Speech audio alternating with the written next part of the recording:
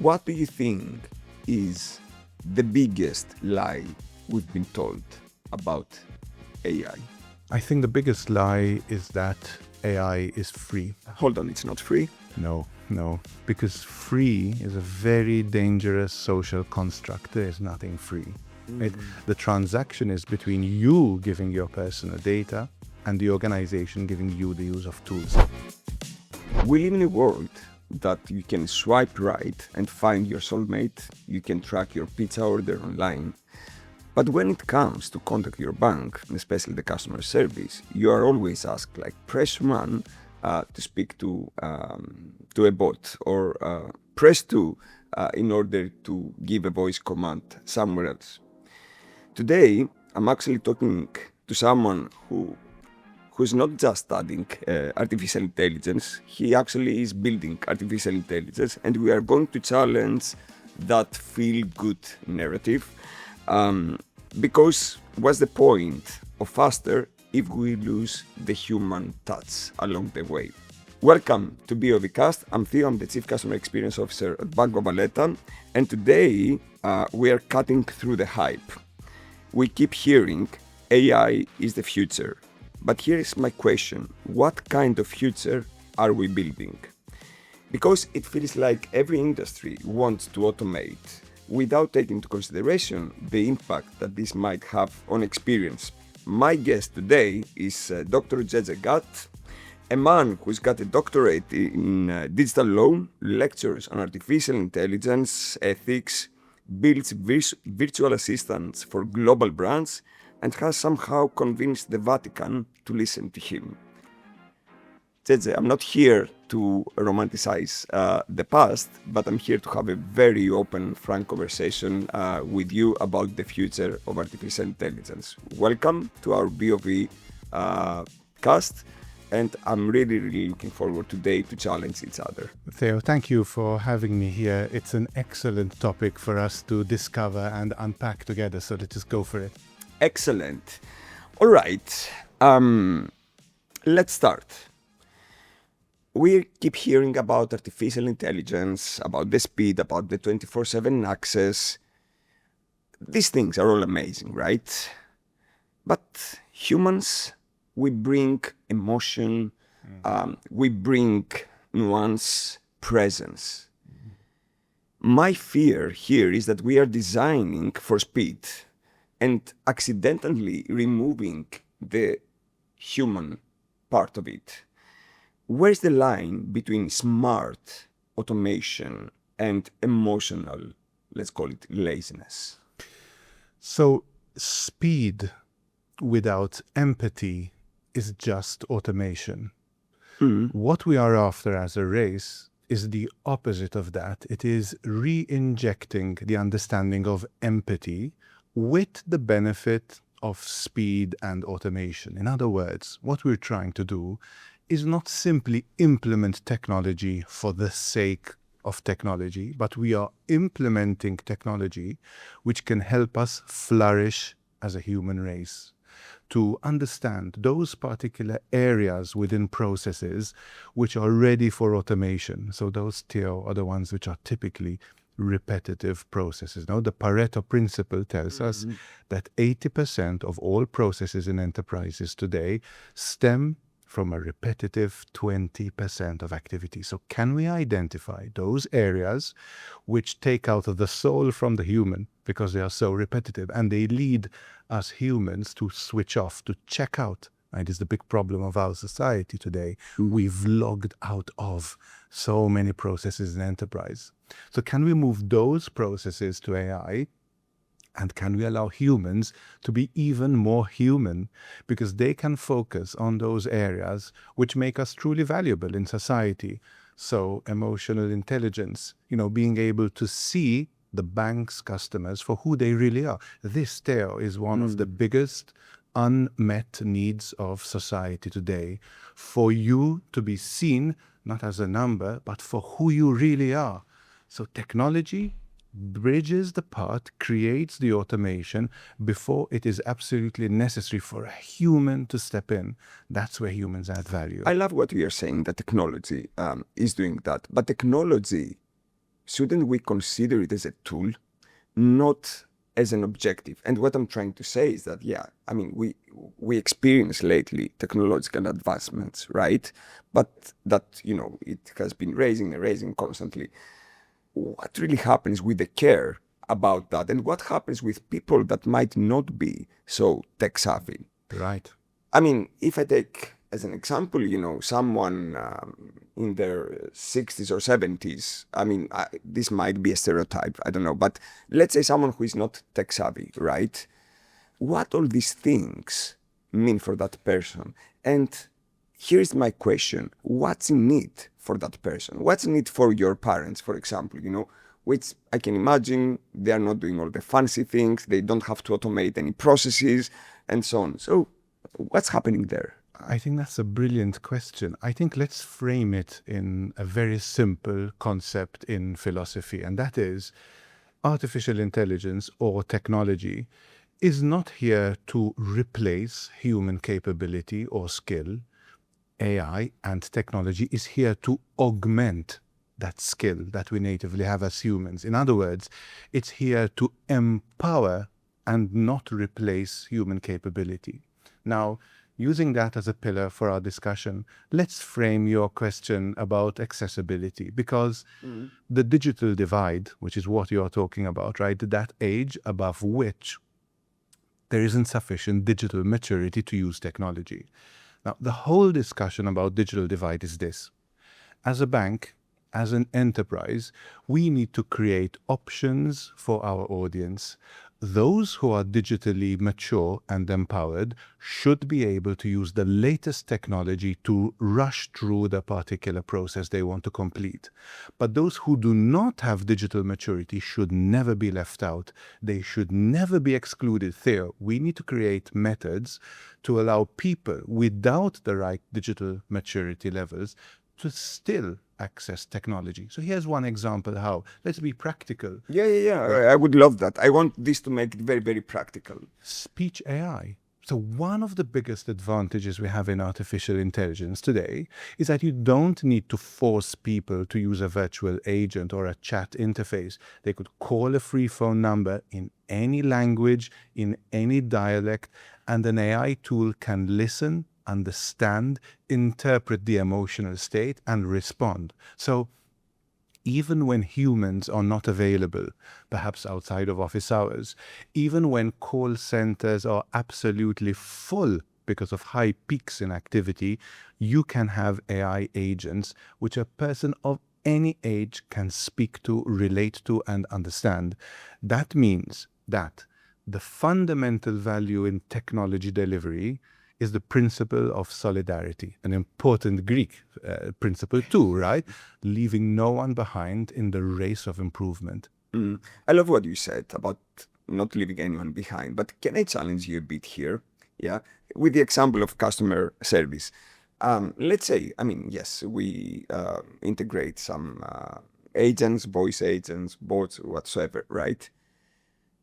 But don't you run the risk there to lose these micro moments of human touch?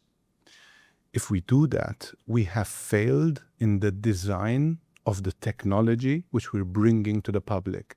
So one of the fundamental principles of the EU AI Act, which is being implemented as we speak and is going to be a big regulatory revolution also in banking within the next year, is the principle known as human in the loop, HITL. The principle of human in the loop means that we ensure that in the technology design and rollout that we provide, we have human explainability. In other words, that a human can understand what AI is doing, a human can intervene in an AI process and break it. So let's give another practical example. Most of the technologies which EBO, which is the company I serve as CEO, brings into the world is what's called a human handover mechanism. So the AI is constantly listening, Theo, for opportunities to determine that sentiment has deteriorated, that the AI is not understanding what the human is saying, or that we are approaching a micro moment in which a human is going to be more valuable than AI technology. And the moment the AI recognizes this, it transfers the call, the conversation, the chat, or the particular process which is managing to a human which remains in the loop. So that's all about getting business logic capabilities, rules, if this, then that. If it's a VIP caller, do that. If sentiment is deteriorating, do that. So it's bringing a human in the loop to break an AI process and bring back real humans in the loop. And that's fundamental because, as you said, technology is a tool. We should never deliver technology for technology's sake. And when we do that, whether we are a bank or any other enterprise, we failed in the understanding. Technology must serve humanity and not the other way around. You're spot on here, and I'm glad you mentioned about your company because Ibo has global clients and global presence, and it's in UK and many more. Even our Bove is powered by your company, Gege. But let me address a bit the elephant in the room: ethics.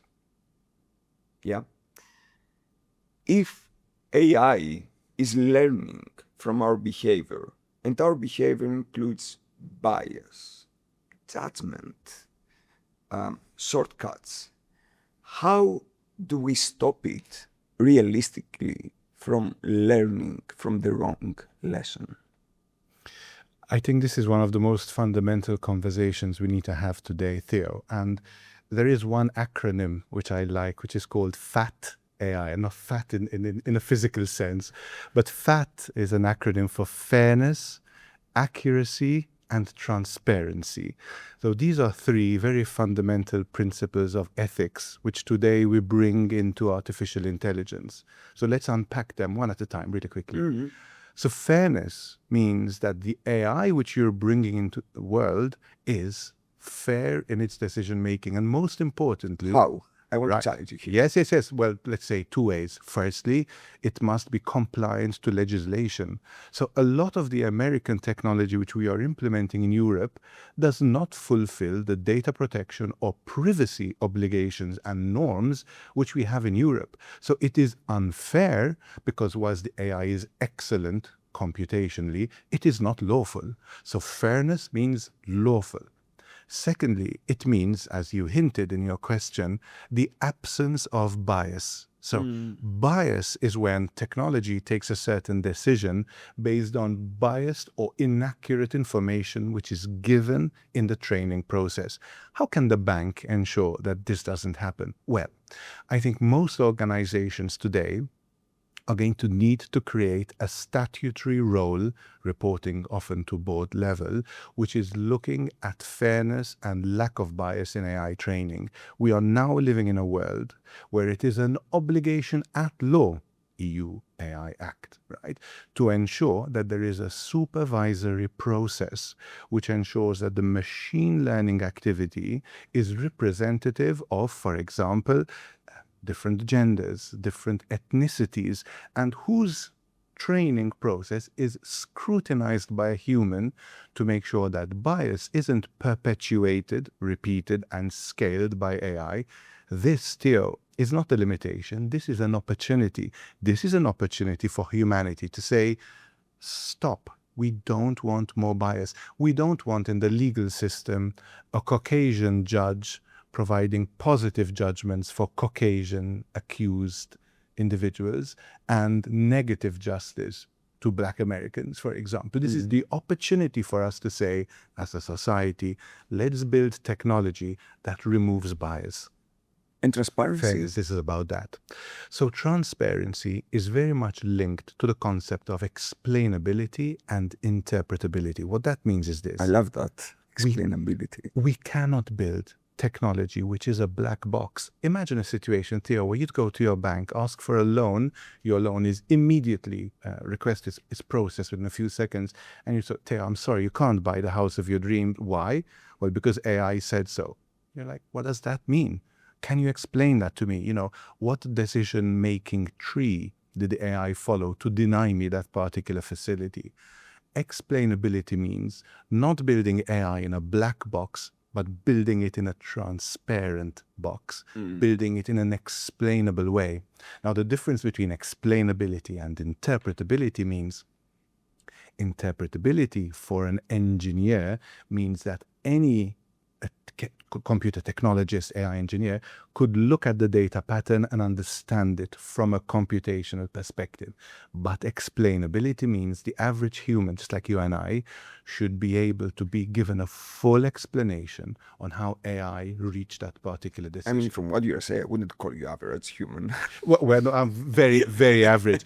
But especially with your knowledge on artificial intelligence. For sure, we need to build technology that is just and fair with a person in the street with an average understanding of technology.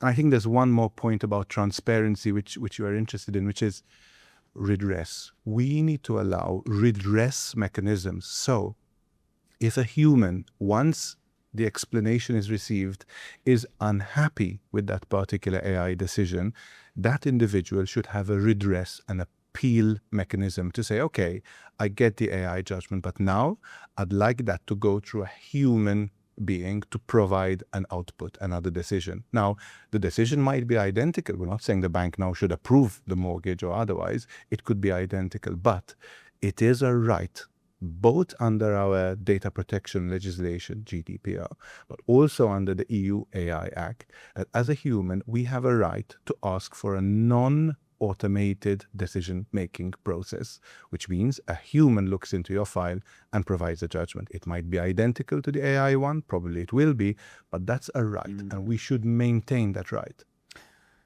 I love what you're saying. First of all, I like the concept of FAT, fairness, accuracy, and transparency. And I do get your views, which I believe comes also from your academic background by being having a doctorate in digital law. And that's the framework, yeah?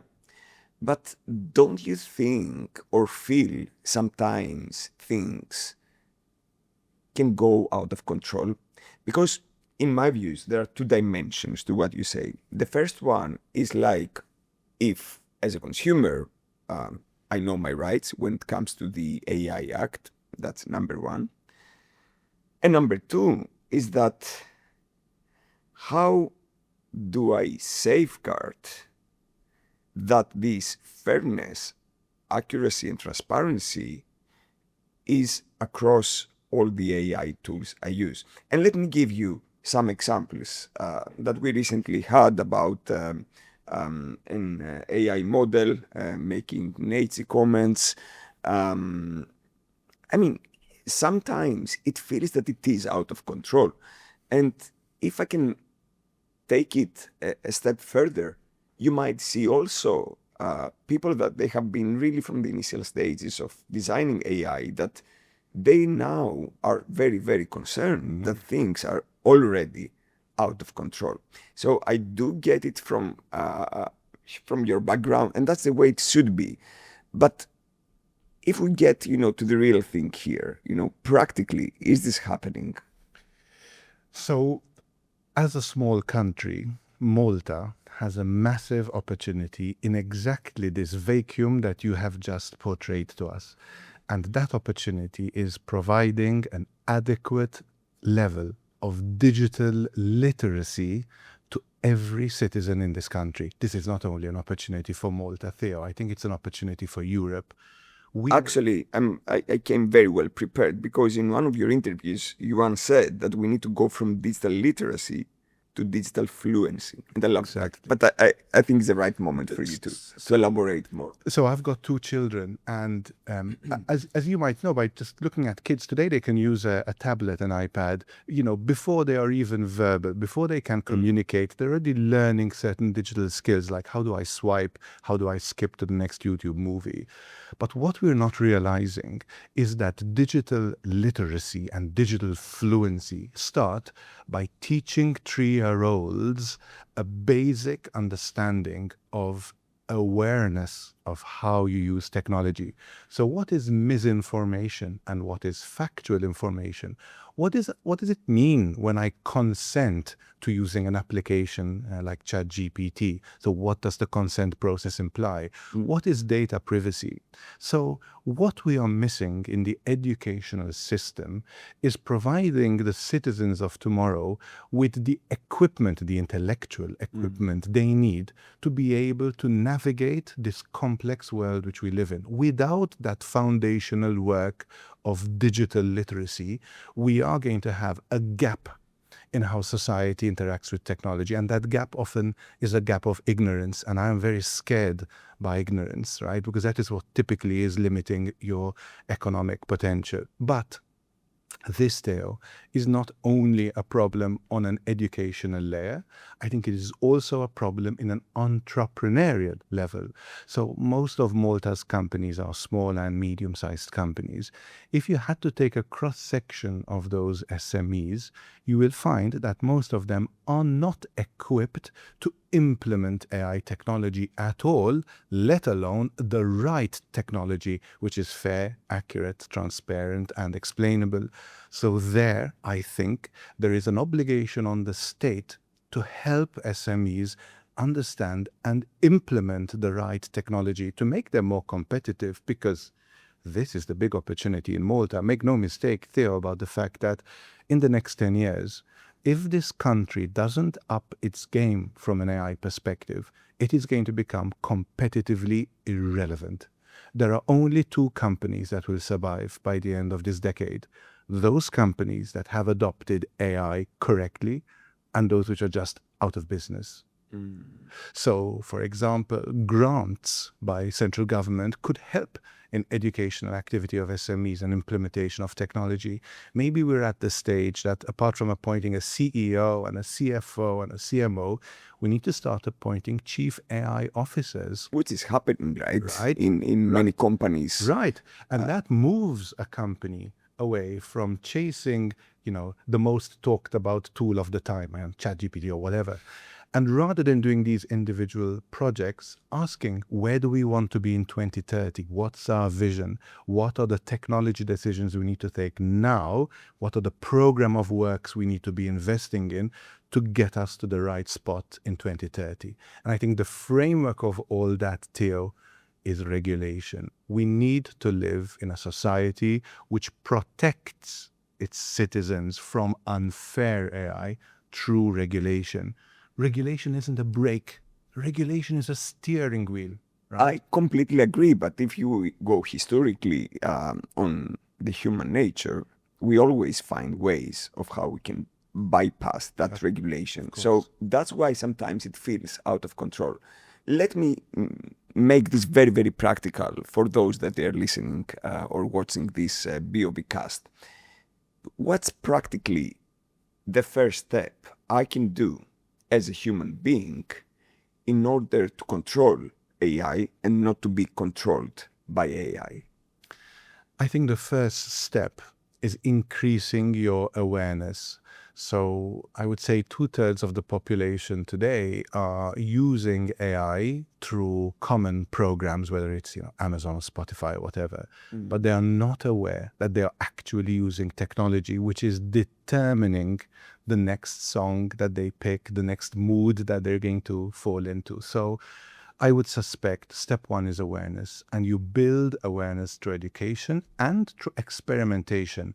So think of it this way, Theo, in the same way that no one taught you how to use Word. I don't think you went to a class to learn how to use a desktop application like Word or PowerPoint or whatever. I'm not at all. Right. My gray hair says different. But so in the same way that we didn't go through formal education for that, there's not going to be a lot of formal education around how to use AI. So I'd say probably a first step is coupling awareness with experimentation. And no one has any excuse today, because AI tools are available at the touch of a button, at a finger, and we need to start experimenting with the tools and gaining an awareness of their structures. Let's say my mom is 76 years old, right? What can I say in a simple sentence that she can understand? What's the first thing she needs to do in order to control and not to be controlled? Well, I would say probably she should take Coursera or a similar sort of 2-week crash course whereby she could listen to a few introductory movies about what AI fundamentally is. But here is my point. That's why I want to challenge you a bit, if you allow Yes. me. Yeah. You cannot expect a 76 years old person, to go and take a 2 weeks Coursera course. Why not? Because you have to appreciate also the social and economic background Right. of the society that this person grew up, which is not digital savvy. So aren't we excluding certain people from this complex world? Yeah, I think that's a slightly different question though. So on the first point, what I'd say, elderly people using technology. So on that particular point, what I'd say is, I think we live in a world whereby when elderly people want to communicate with their family, with their nephews, with their granddaughters and grandchildren, they're very, well placed to using technology to do FaceTime or video calls or similar. So there is some degree of familiarity with the tool.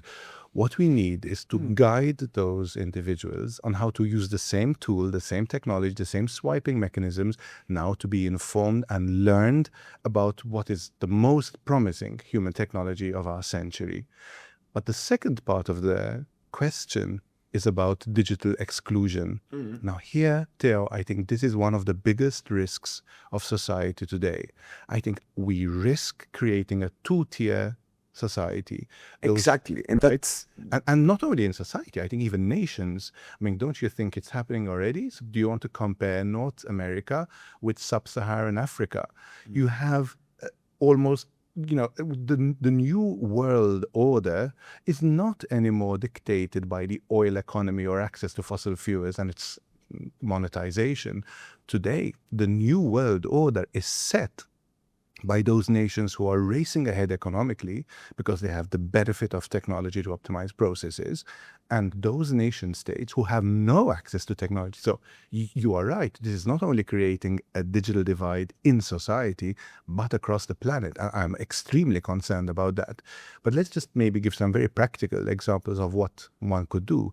Wouldn't it be nice if a state would have to create digital clinics, so walk-in places whereby the elderly can go in and get digital questions answered, like how do I use this phone feature, or how do I do this particular function to keep in touch with my family? I think today the state has an obligation to harmonize technology across all age groups. And we need to create digital literacy centers in which an old person can walk in and get questions answered. That is true inclusivity. We already do it in medicine. So in healthcare, we've got polyclinics. You can walk into your local village polyclinic and get your wound sutured. Why shouldn't you walk into a digital polyclinic where as an elderly person you could say, I've got a problem with using this messaging application, or I just don't know how to use this PIN pad that my bank has sent me, or something of the sort. Digital clinics are a way to be more inclusive as a country, and inclusivity is a goal of democracy. Inclusivity is a goal of democracy. I love that. And I love the idea about the digital clinics, Right. So yeah, that's super nice. If we go back on the ethics, right? What do you think is the biggest lie we've been told about AI? I think the biggest lie is that AI is free. I think it's a lie because when an... Hold on, it's not free? No. I think that's the biggest lie, Theo. And the reason for that is this, that when you are using an application which is either free or almost free because you're paying a pittance for its subscription, you become the product of that tool. And you become the product because all the data which you are giving this product when you are chatting to it, when you're interacting with it, is being used to improve the tool through a machine learning process, or to personalize the advertising that then you get to see on the platform. I think it is a lie. I think it is a big lie to say that the utilization of that tool is free, because free is a very dangerous social construct. There is nothing free. Right? The transaction is between you giving your personal data and the organization giving you the use of tools. So let's just give a common example. Facebook is free. Now, the main tool behind Facebook is an AI algorithm, an AI tool set, which is constantly in real time deciding what you see on your news feed, right? Now, you are using the technology for free and you are giving away all your personal data. As a result, the algorithm is perfecting, it's rechanging what you are seeing, what ads you are exposed to, what friends are presented to you, what news headlines. So there's a huge price you are paying for free. And you're not aware.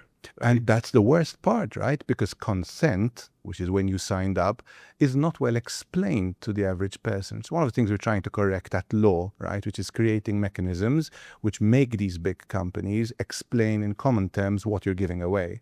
But now what we're seeing, Theo, is a correlation between your use of Facebook and how you vote in an electoral process. Why? Because people get trapped in an echo chamber.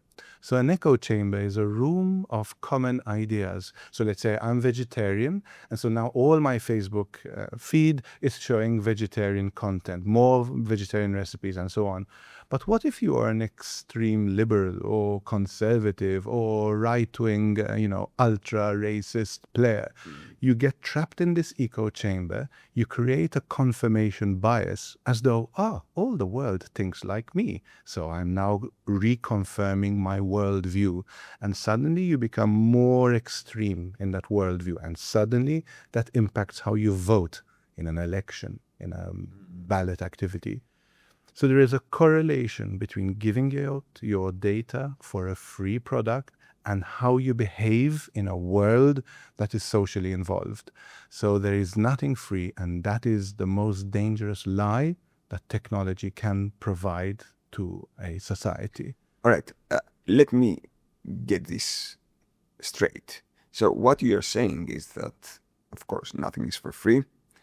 And when we give our consent to Facebook or to different companies in order to use our data, then they can even build up on our pitfalls as individuals. Do I get that right? That's absolutely correct. And I think one of the best examples of what you've just mentioned was a leaked report from the Meta team in Australia, which found that even for a young age group between 13 and 16, a very vulnerable age when you're still developing, right?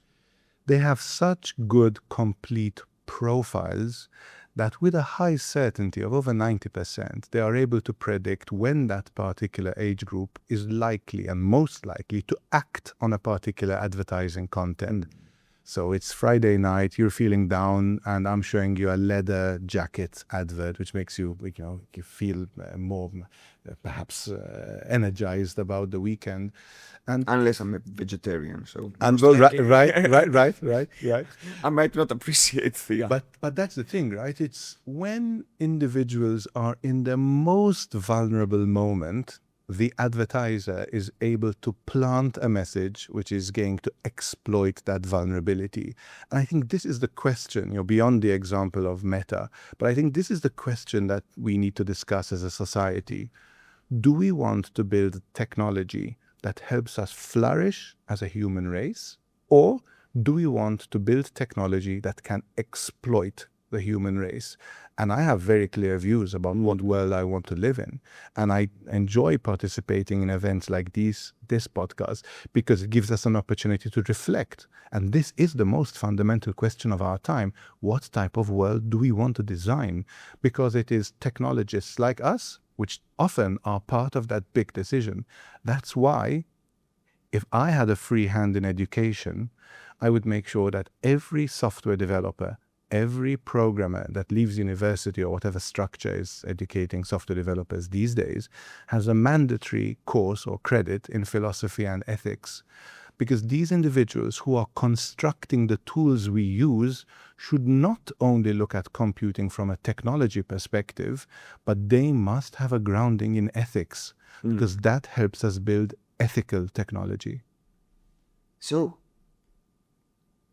let me zoom out a bit from this discussion and see it, from, let's say, a global lens, and not only what's going on in the country here. Can artificial intelligence scale? You spoke before about the digital clinic, so let's go to the real clinics, right? So my question is, can artificial intelligence scale empathy in low resource public services like healthcare? Yeah, I think this is such a huge opportunity, Theo.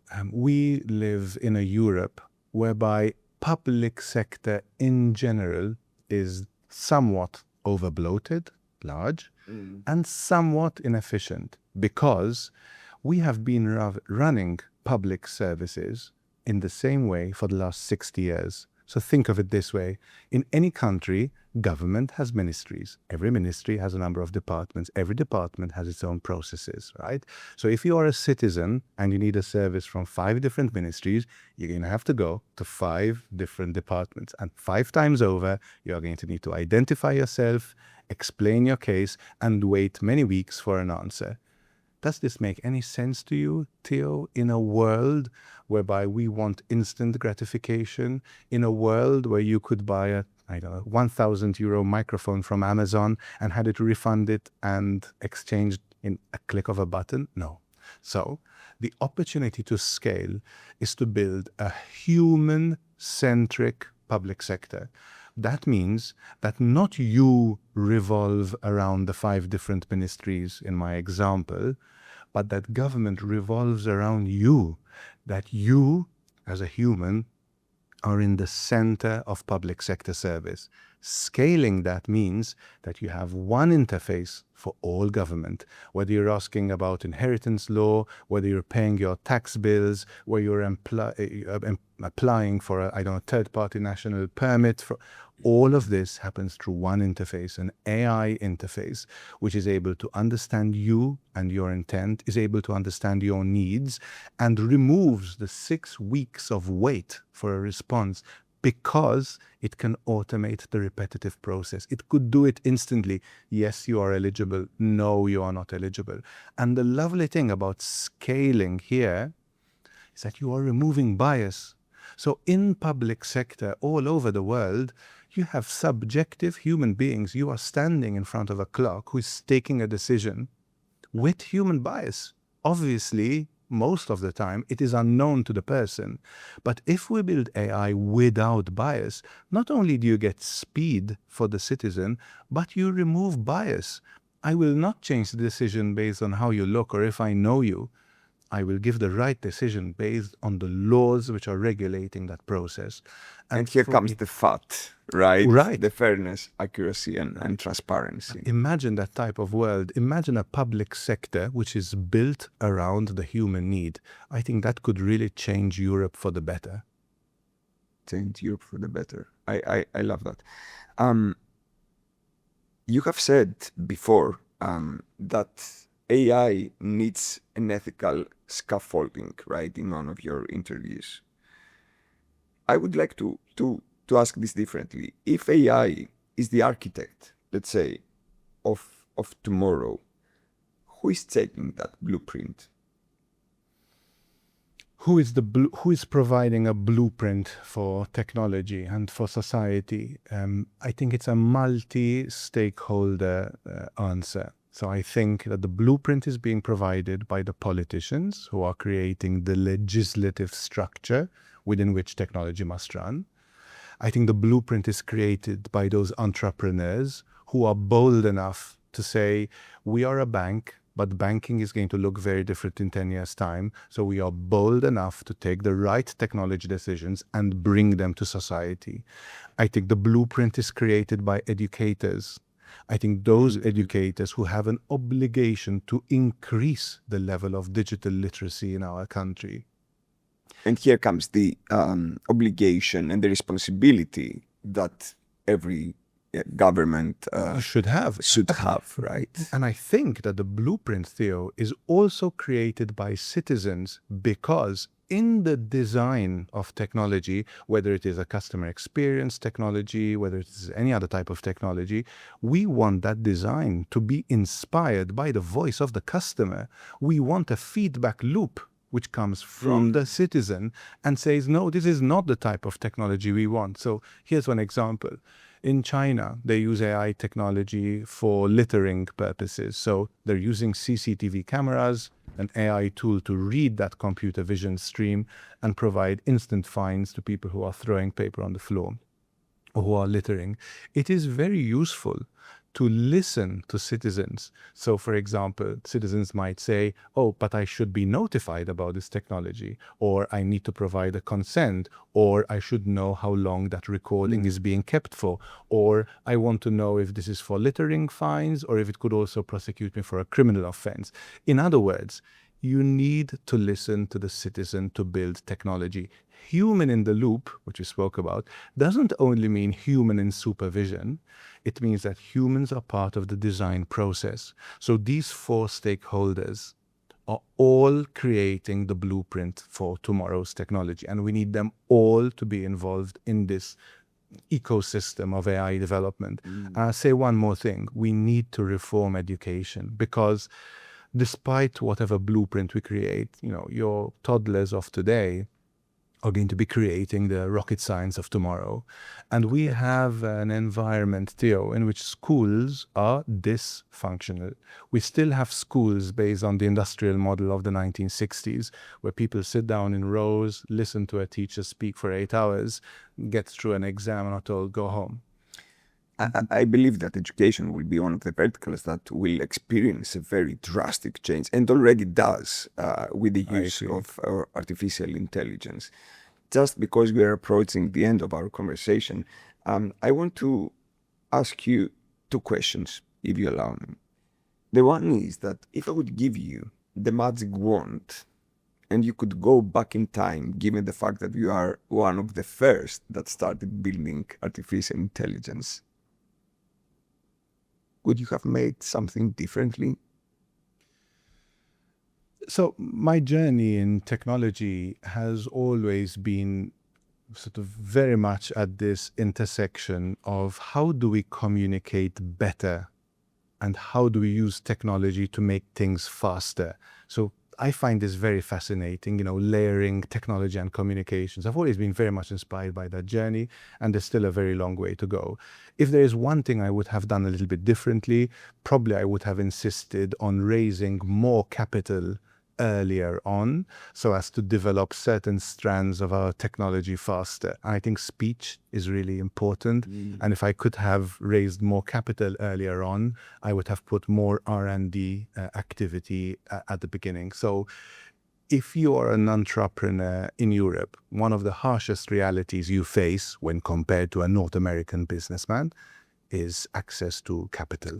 It takes us 3 months to raise the same amount of money that our Silicon Valley competitor would raise in 3 days, right? So there is less risk in Europe, there is less capital. So I would fundamentally change the speed at which we raise capital and how that capital goes towards a growth program to focus on more R&D. Unfortunately, Europe is losing that race in R&D in AI, and perhaps if I had a magic wand, I would try to be a little bit more active in that degree of R&D and patent registration and innovation in AI through more capital investment. And if you could just ask to have your kids in front of you, right? What would you tell to your kids about what's your biggest fear when it comes to artificial intelligence? Well, I tell them this quite a lot, but I think my biggest fear is the use of artificial intelligence, which is not mindful. So mindfulness in life, the awareness in the present moment about what I am doing, is one of the key steering forces of our time. Right? Being able to know what you are doing, why you are doing it, how it is impacting others. And I fear that technology sometimes switches off that cognitive capability in one's head.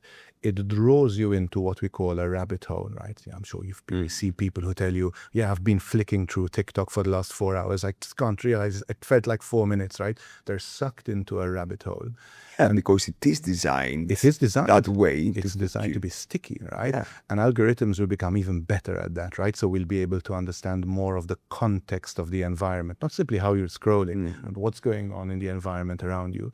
So my biggest fear to my children would be that they will grow up to use technology in a mindless way. And the way to counteract that is to ensure that from a very young age, we help kids understand what mindfulness means, not only in other areas of life, but also in the use of technology.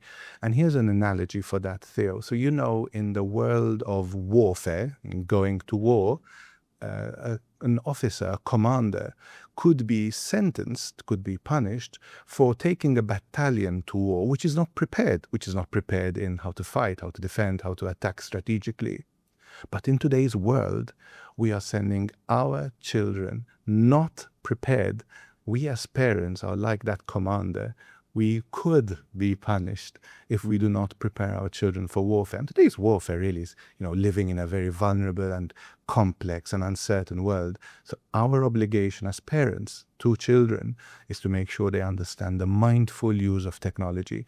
And that could be such a rewarding experience. That's the positive side of AI. That's AI for good. I'm somehow speechless right now because, yes, at the end of the day, it depends, on which lens you will choose to see it. And if you will see a threat or an opportunity. Well, Gege, thank you so much. I really enjoyed this discussion. I think we should have also a part 2 because I have so many questions, and what you said triggered so many more questions. I really, really enjoyed having you as a guest to our BOVCast. And for everyone who is watching this episode, artificial intelligence is here. I think the question is, will it make us better or not? And I think only time can tell. Thank you, Theo. It was lovely being here today.